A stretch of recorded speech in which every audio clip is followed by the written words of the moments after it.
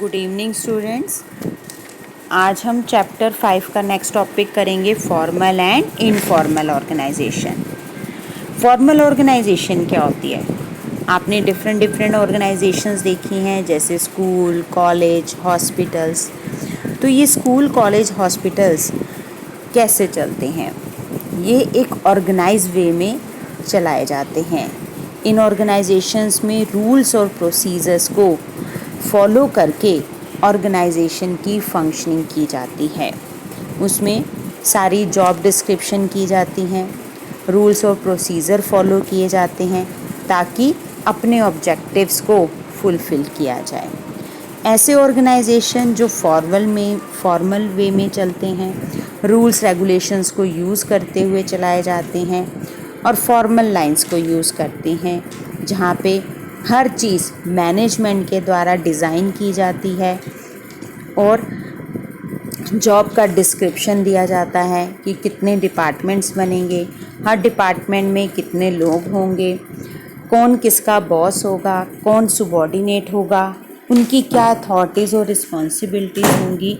तो ये सब एक फॉर्मल वे में बताया जाता है। तो ऐसे ऑर्गेनाइजेशन जो जानबूझकर सोच समझ के डेलिब्रेट किए जाते हैं, that is called formal organisation. Formal organisation refers to the organisation structure.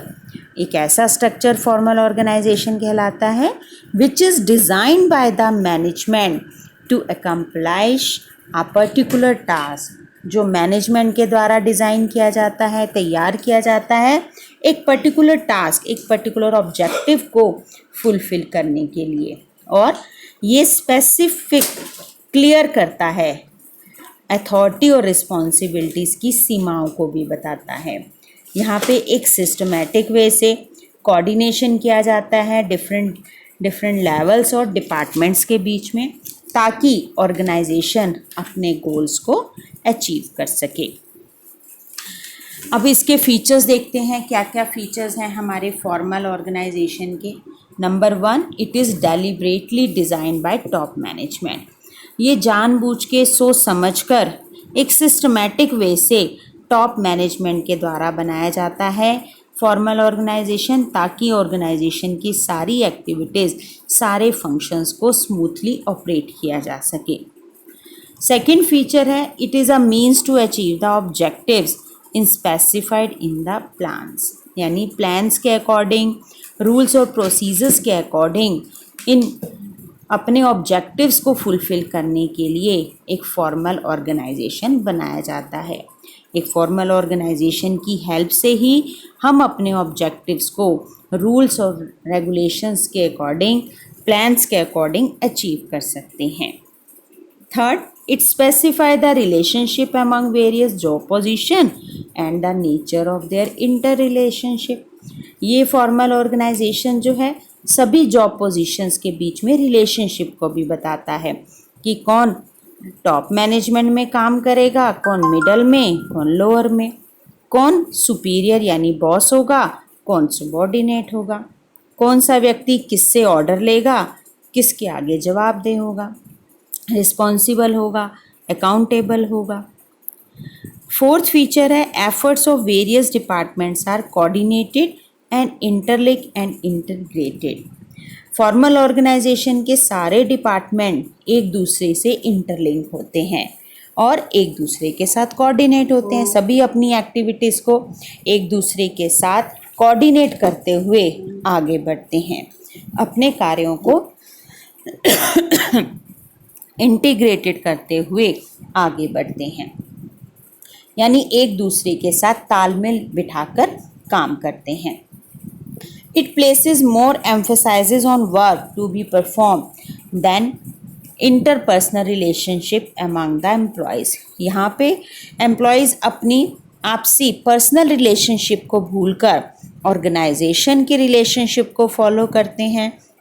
ज़्यादा फोकस, ज़्यादा अटेंशन इनफॉर्मल पोजीशंस के ऊपर किया जाता है। अपने ऑब्जेक्टिव्स को अचीव करने के लिए अपने बॉस के अंडर ये काम करते हैं। ये तो था फॉर्मल ऑर्गेनाइजेशन। अब हम बात करते हैं इनफॉर्मल ऑर्गेनाइजेशन। स्कूल जो है एक फॉर्मल ऑर्गेनाइजेशन है लेकिन स्कूल में जब लंच ब्रेक होता है या एनुअल फंक्शंस होता है तो वहाँ पे डिफरेंट डिफरेंट क्लासेस के इंचार्जेस और डिफरेंट डिफरेंट स्टूडेंट्स जो हैं वो इकट्ठे मिलकर उस काम को करते हैं। अगर स्कूल में मैच ऑर्गेनाइज होता है तो उसमें भी अलग अलग टीचर्स के अंडर बच्चे काम करते हैं, अलग अलग उन्हें ड्यूटीज़ दी जाती है, उन कार्यों को वो करते हैं। तो दैट इज़ इनफॉर्मल। अब इनफॉर्मल ऑर्गेनाइजेशन कैसे बनता है? जहाँ पे फॉर्मल ऑर्गेनाइजेशन हो। स्कूल एक फॉर्मल ऑर्गेनाइजेशन है और जब वहाँ पे ऐसी एक्टिविटीज़ होती हैं जैसे मैचेस ऑर्गेनाइज करना, एनुअल फंक्शंस ऑर्गेनाइज करना, तो वहाँ पे लोग एक दूसरे के साथ मिलते हैं, एक दूसरे के साथ सोशल रिलेशनशिप कायम होती है। जैसे लंच होता है स्कूल में, तो लंच में डिफरेंट डिफरेंट क्लासेस के बच्चे आपस में बातचीत करते हैं, गेम्स खेलते हैं, तो वो इनफॉर्मल होती है। यानी स्कूल द्वारा बताए गए गाइडलाइंस को यूज़ करके वो आपस में बातचीत नहीं करते, वहाँ पे वो फ्री होते हैं, एक दूसरे के साथ सोशल रिलेशनशिप बनाते हैं। इसी तरह एक ऑर्गेनाइजेशन में सभी लोग फॉर्मल लाइंस को यूज़ करते हुए, एक स्केलर चेन यूज़ करते हुए अपने बॉस के अंडर रहकर काम करते हैं, उसको रिपोर्ट करते हैं। वहाँ पे वो अपनी मर्ज़ी से कहीं इधर उधर बात नहीं करते, ना ही घूम सकते हैं। फॉर एग्ज़ाम्पल, दो फ्रेंड्स हो सकते हैं, एक उनकी पर्सनल रिलेशनशिप हो सकती है, लेकिन एक फॉर्मल ऑर्गेनाइजेशन में वो दोनों फ्रेंड्स हो सकता है उनमें से एक फ्रेंड बॉस हो और दूसरा सुबॉर्डिनेट हो, तो वहाँ पे वो अपनी पर्सनल रिलेशनशिप को भूलकर एक फॉर्मल पोजीशन को ध्यान में रखते हुए कार्य करते हैं। तो जब इनफॉर्मल ऑर्गेनाइजेशन क्या हुआ? ऐसा एनवायरनमेंट जहाँ पे लोग फ्रीक्वेंट होके एक दूसरे के साथ, यानी फॉर्मल स्ट्रक्चर के अंदर जब वो अपने कार्य से फ्री हो जाते हैं तो वो एक इनफॉर्मल ऑर्गेनाइजेशन आते हैं। यानी फ्री आवर्स में जब उनका लंच ब्रेक होता है तो उस टाइम पे वो एक दूसरे के साथ आपस में सोशल रिलेशनशिप बना सकते हैं, एक दूसरे से बातचीत कर सकते हैं, एक दूसरे के साथ अपनी प्रॉब्लम शेयर कर सकते हैं। जिस तरह एक ऑर्गेनाइजेशन अगर फ्री आवर्स में संडे के दिन मैच ऑर्गेनाइज करती है या एक कैफेटेरिया में कॉफ़ी की मीटिंग रखती है, तो ये इनफॉर्मल ऑर्गेनाइजेशन है। यहाँ पे सब फ्री होके एक दूसरे से बातचीत करते हैं, यहाँ पे कोई किसी का बॉस या सुबॉर्डिनेट नहीं होता। यहाँ पे लोग अपनी पर्सनल और सोशल रिलेशनशिप कायम करते हैं। आइए अब देखते हैं कि इसके क्या फीचर्स हैं। एक इनफॉर्मल ऑर्गेनाइजेशन जो है स्पॉन्टेनियसली यानी अचानक इसमें रिलेशनशिप बनती है, जबकि फॉर्मल ऑर्गेनाइजेशन पहले से ऑर्गेनाइज प्लान की जाती है। इनफॉर्मल ऑर्गेनाइजेशन जो है वो डेलिब्रेट नहीं होती, स्पॉन्टेनियसली होती है, अचानक क्रिएट होती है। इनफॉर्मल ऑर्गेनाइजेशन का ओरिजिन क्या है? इनफॉर्मल ऑर्गेनाइजेशन तभी पैदा होगी जब पहले एक फॉर्मल ऑर्गेनाइजेशन काम कर रही होती है। फॉर्मल ऑर्गेनाइजेशन में ही लोग काम करते हैं और फ्री आवर्स में एक दूसरे के साथ पर्सनल और सोशल इंटरेक्शन होता है और रिलेशनशिप बनाते हैं। थर्ड फीचर है standard of behaviour evolve from group norms rather than official laid down rules and regulation. Informal organisation में लोग अपने बिहेवियर के द्वारा अपने नॉर्म्स बनाते हैं, एक दूसरे से बातचीत करते हैं। यहाँ पे ऑफिशियल रूल्स रेगुलेशंस को यूज़ नहीं किया जाता। यहाँ पे इंडिपेंडेंट चैनल्स होते हैं कम्युनिकेशन के, बिना किसी स्केलर चैन को यूज़ किए हुए एक दूसरे से बातचीत करते हैं। इंफॉर्मेशन का जो फ्लो है, डायरेक्शन ऑफ फ्लो जो है वो कोई अपवर्ड या डाउनवर्ड नहीं होती, वो किसी भी डायरेक्शन में हो सकती है। इनफॉर्मल ऑर्गेनाइजेशन में कम्युनिकेशन की कोई फिक्स लाइंस नहीं होती, जबकि फॉर्मल ऑर्गेनाइजेशन में कम्युनिकेशन की फिक्स्ड लाइंस होती हैं। फिफ्थ है हमारा feature, it has no definite structure और form because it is a complex network. यहाँ पे कोई डेफिनेट स्ट्रक्चर नहीं होता कि किस तरह ये इनफॉर्मल ऑर्गेनाइजेशन में लोग बातचीत करेंगे या काम करेंगे। यहाँ पे वो कोई भी डायरेक्शन हो सकती है, कोई भी डेफिनेट स्ट्रक्चर नहीं होता। यहाँ पे लोग अपनी मर्जी से सोशल रिलेशनशिप कायम करते हैं, कोई यहाँ पे रिटन रूल्स रेगुलेशंस नहीं होते, तो ये किसी भी फॉर्म में आपस में बातचीत या रिलेशनशिप बना सकते हैं। इसके बाद हम देखते हैं कि दोनों ऑर्गेनाइजेशन में क्या डिफरेंस है। फॉर्मल और इनफॉर्मल का डिफरेंस जब करेंगे तो यहाँ पे बेसिस भी हमें साथ में करने हैं, और जब भी डिफरेंस आता है तो मीनिंग ज़रूर हमें करना है। मीनिंग में सबसे पहले देखते हैं फॉर्मल ऑर्गेनाइजेशन क्या है। फॉर्मल ऑर्गेनाइजेशन एक ऐसा स्ट्रक्चर है जहाँ पे अथॉरिटी रिलेशनशिप जो है वो मैनेजमेंट के द्वारा क्रिएट की जाती है।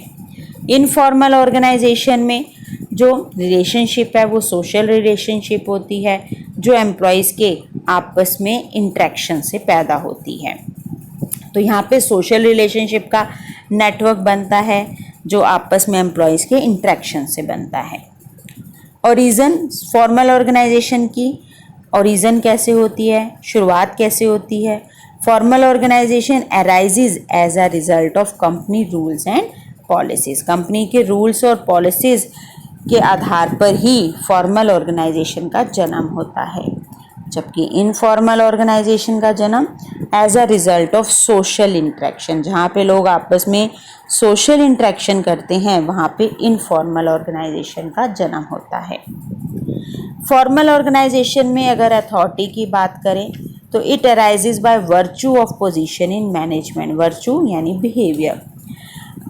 फॉर्मल ऑर्गेनाइजेशन में अथॉरिटी जो है वो मैनेजमेंट डिसाइड करती है उनकी जॉब की पोजीशन के आधार पर, जबकि इनफॉर्मल ऑर्गेनाइजेशन में अथॉरिटी पर्सनल क्वालिटी पे डिपेंड करती है। नेक्स्ट हमारा डिफरेंस है बिहेवियर। फॉर्मल ऑर्गेनाइजेशन जो बिहेवियर होता है वो डायरेक्ट होता है बाय रूल्स के अकॉर्डिंग किया जाता है, जबकि इनफॉर्मल ऑर्गेनाइजेशन में लोगों के बिहेवियर का कोई पैटर्न नहीं होता, कोई किसी का बॉस नहीं होता, कोई किसी का सबॉर्डिनेट नहीं होता। फॉर्मल ऑर्गेनाइजेशन में कम्युनिकेशन की जो फॉर्मल लाइंस होती हैं वो स्केलर चेन के द्वारा चलती हैं, या तो अपवर्ड या डाउनवर्ड। तो स्केलर चेन नज़र आती है यहाँ पे कम्युनिकेशन पैटर्न में, जबकि इनफॉर्मल ऑर्गेनाइजेशन में फ्लो ऑफ कम्युनिकेशन का कोई प्लान रूट नहीं होता, कोई स्केलर चेन यूज़ नहीं होती। ये कम्युनिकेशन का फ्लो किसी भी डायरेक्शन में हो सकता है। फॉर्मल ऑर्गेनाइजेशन का नेचर जो है वो रिजिड होता है, चेंज नहीं होता, हार्ड होता है, जबकि इनफॉर्मल ऑर्गेनाइजेशन का नेचर फ्लेक्सिबल होता है। फॉर्मल ऑर्गेनाइजेशन में मैनेजर जो होते हैं वो लीडर्स होते हैं, जबकि इनफॉर्मल ऑर्गेनाइजेशन में लीडर्स जो हैं वो मैनेजर हो भी सकते हैं और नहीं भी। तो ये तो था हमारा फॉर्मल और इनफॉर्मल में डिफरेंस। नेक्स्ट है हमारा फॉर्मल ऑर्गेनाइजेशन की advantages and disadvantages. Formal organisation की पहले एडवांटेज है fixation of responsibility. Formal organisation में क्योंकि फॉर्मल लाइंस यूज़ होती हैं वहाँ पे स्केलर चेन यूज़ होती है, जहाँ पे पता होता है कि कौन किसका बॉस है, कौन सबॉर्डिनेट है। तो यहाँ पे एम्प्लॉयज़ की रिस्पॉन्सिबिलिटी फिक्स करना आसान होता है, उनकी म्यूचुअल रिलेशनशिप भी क्लियर डिफाइन हो जाती है। दूसरा है क्लैरिटी ऑफ रोल्स। और फॉर्मल ऑर्गेनाइजेशन में सभी मेंबर्स का जो रोल है वो क्लियर रहता है, सभी की ड्यूटीज़ पता होती हैं, सभी को अपनी डुप्लीकेशन ऑफ एफर्ट्स यहाँ पे नहीं होता, उस डुप्लीकेशन को अवॉइड किया जाता है। थर्ड एडवांटेज है unity of command. Formal organisation में यूनिटी ऑफ कमांड को यानी चेन ऑफ कमांड को यूज़ किया जाता है, यानी एम्प्लॉयज़ के ऊपर एक ही बॉस होता है, उसी बॉस के अंडर रह के वो काम करते हैं, उसी से ऑर्डर रिसीव करते हैं। फोर्थ है हमारा advantages effective accomplishment of goals. Formal organisation के द्वारा ही एक ऑर्गेनाइजेशन अपने गोल्स को आसानी से इफ़ेक्टिव वे में अचीव कर सकती है, क्योंकि यहाँ पे एक ऐसा फ्रेमवर्क तैयार होता है जहाँ पे एम्प्लॉयज़ को अपना प्लेस और रोल दोनों ही पता होते हैं, वो अपने प्लेस पे रह के अपना अपना कार्य करते हैं और गोल के ऊपर फोकस रखते हैं। फिफ्थ हमारी एडवांटेज है stability to the organisation. Formal organisation जो है वो एक ऑर्गेनाइजेशन को स्टेबिलिटी प्रदान करती है, वो एम्प्लॉयज़ के बिहेवियर को आसानी से प्रिडिक्ट कर पाती है, उनके बिहेवियर को रूल से गाइड करती है। अब हम बात करते हैं लिमिटेशंस यानी डिसएडवांटेजेस की। फॉर्मल ऑर्गेनाइजेशन में पहली डिसएडवांटेज यानी लिमिटेशन है प्रोसीजरल डिले। क्योंकि फॉर्मल ऑर्गेनाइजेशन में सारे कार्य स्केलर चेन या फॉर्मल लाइंस को यूज़ करके किए जाते हैं, इसलिए कई बार कम्युनिकेशन जो है वो बहुत धीरे धीरे स्प्रेड होता है, जिससे कई बार डिसीज़न लेने में डिले हो जाता है। क्योंकि कम्युनिकेशन को फ्लो होने में स्केलर चेन यूज़ की जाती है, फॉर्मल लाइंस यूज़ की जाती है, इसलिए कई बार इंफॉर्मेशन आगे भेजने में और उसका फीडबैक लेने में कई बार बहुत डिले हो जाता है, जिससे डिसीजन मेकिंग में डिले हो जाती है। सेकंड हमारी लिमिटेशन है इनएडिक्वेट रिकॉग्निशन ऑफ क्रिएटिविटी। क्योंकि इनफॉर्मल ऑर्गेनाइजेशन में हमें पुअर ऑर्गेनाइजेशन कहलाती है, क्योंकि यहाँ पे they not provide adequate recognition to creative talent. क्योंकि फॉर्मल ऑर्गेनाइजेशन में हम उन लोगों को रिकॉग्नाइज आसानी से नहीं कर पाते जो क्रिएटिविटी दिखाते हैं, जिनमें टैलेंट होता है। क्योंकि यहाँ पे लोगों को अपनी मर्जी से अपनी क्रिएटिविटी या टैलेंट दिखाने का अधिकार नहीं होता, उन्हें वही कार्य करना पड़ता है, पॉलिसीज़ और प्रोसीजर्स के अंडर रह के, बाउंड्रीज़ के अंदर रह के वही कार्य करना पड़ता है जो बॉस उन्हें देता है। यहाँ पे उनकी क्रिएटिविटी को पहचान नहीं मिल पाती। थर्ड डिसएडवांटेज है limited in scope. Formal organisation को अंडरस्टैंड करना, समझना बहुत ही मुश्किल हो जाता है, क्योंकि यहाँ पे सभी ह्यूमंस बीइंग को अपनी रिलेशनशिप फॉर्मल रखनी पड़ती है। उन्हें ज़्यादा अपना फोकस फॉर्मल स्ट्रक्चर पे और फॉर्मल वर्क पे फोकस करना पड़ता है। यहाँ पे उनकी पर्सनल या सोशल रिलेशनशिप कायम नहीं होती। यहाँ पे उनका फोकस या उनका बिहेवियर सोशल नहीं होता। नेक्स्ट है हमारा इनफॉर्मल ऑर्गेनाइजेशन के एडवांटेजेस और डिसएडवांटेजेस। इनफॉर्मल ऑर्गेनाइजेशन जो जानबूझ के नहीं बनाया जाता, बल्कि लोगों के आपस में एक जगह काम करने के बावजूद इनफॉर्मल ऑर्गेनाइजेशन बनता है। उनके फ्री आवर्स में, उनके मैचेस में या पिकनिक ऑर्गेनाइजेशन में। तो वहाँ पे अब उनकी क्या एडवांटेजेस हैं। पहली एडवांटेज की बात करें तो that is speed. Informal organisation में इंफॉर्मेशन जो है वो बहुत फास्टर स्प्रेड होती है, उसका ओरिजिन और उसका एंड नहीं पता चलता। यहाँ पे इंफॉर्मेशन जो है क्विक फास्ट स्प्रेड होती है और फीडबैक भी जल्दी से मिल जाता है, जबकि फॉर्मल ऑर्गेनाइजेशन में फ्लो जो है वो बहुत स्लो होता है, उसकी स्पीड स्लो रहती है। इनफॉर्मल ऑर्गेनाइजेशन जो है वो सोशल नीड्स को आसानी से फुलफ़िल कर देता है। यहाँ पे लोग फ्री होकर एक दूसरे से बात करते हैं, अपनी प्रॉब्लम्स डिस्कस करते हैं, जिससे वो फ्रेश हो जाते हैं। यहाँ पे उनमें बिलोंगिंगनेस, अपनी जॉब से रिलेटेड सेटिस्फेक्शन है या नहीं, उनमें अपनापन जो है वो नज़र आता है। थर्ड पॉइंट है fills in adequacies of formal structure.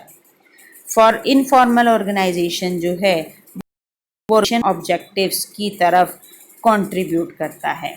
वो लोगों की एम्प्लॉयज़ की जो प्रॉब्लम्स हैं उनको सॉर्ट आउट करने में मदद करता है, उनको कंपनसेट करने में मदद करता है।